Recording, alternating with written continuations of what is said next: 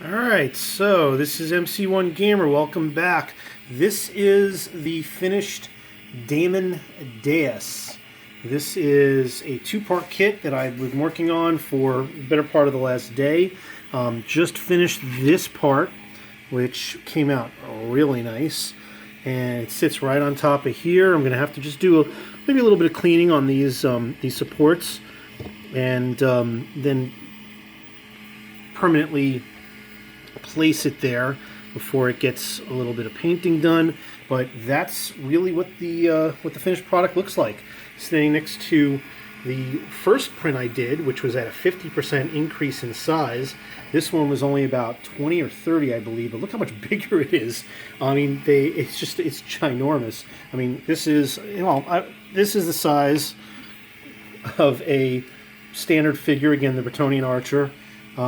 That is just for scale. You know, we can sit him up there, you know, and there's plenty of room for him to be all over the place on it.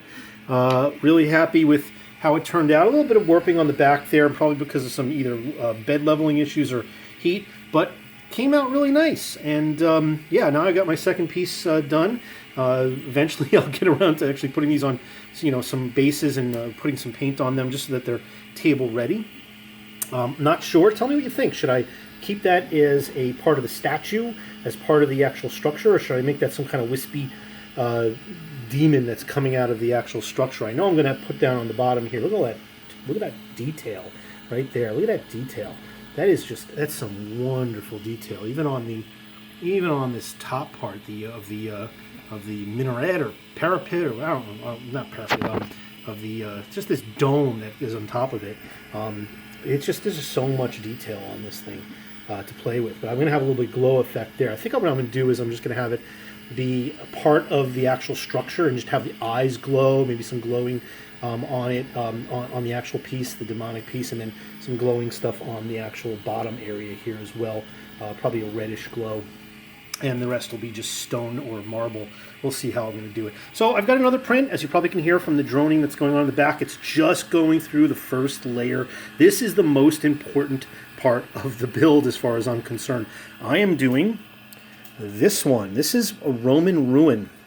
So this is one of 3 different pieces in this kit. Actually, there's like 5 different or 7 different prints, but some of the print pieces are smaller. But I figured this would really fit well with this. It's another piece of scatter terrain, and I can, you know, some of these smaller, you know, footprint pieces, even though they're higher and whatnot, they're really.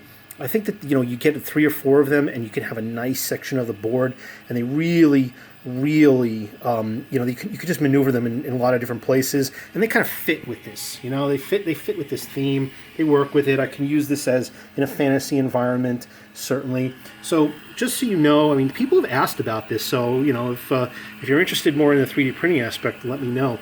But what it does is it does an initial outline, and then I put, just for, you know, adhesion purposes, I put a brim, which was recommended to me because I was having some issues with some stuff curling up.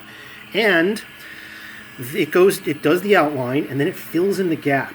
You know, it kind of just fills in all of the different, you know, it goes back and forth one way, fills it in, and then goes back and forth the other way, and then it creates kind of a foundation.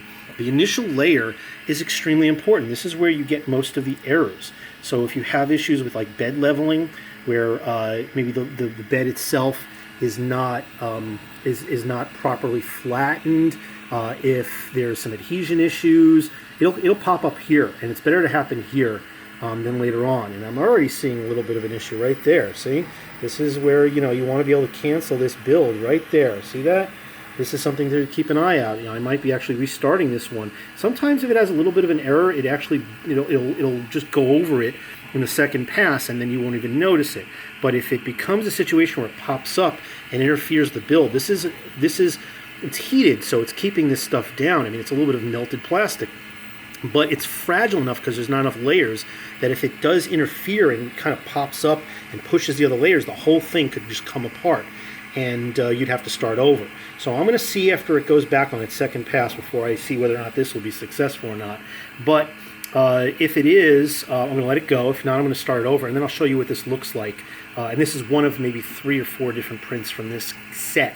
that I'm going to be, this particular file set that I'm going to be printing out. And this should be pretty tall. This is taller than where you see the, you know, the actual, this extruder piece, this whole tall piece. It's going to be probably about to the height of where the camera is right now. So it's, you know, it's very interesting. It's a nice, good fit print. You can see a general idea of maybe the size to the other pieces. But there you go. Got a couple pieces done, and another one working. Hope you guys enjoyed. Have a great day.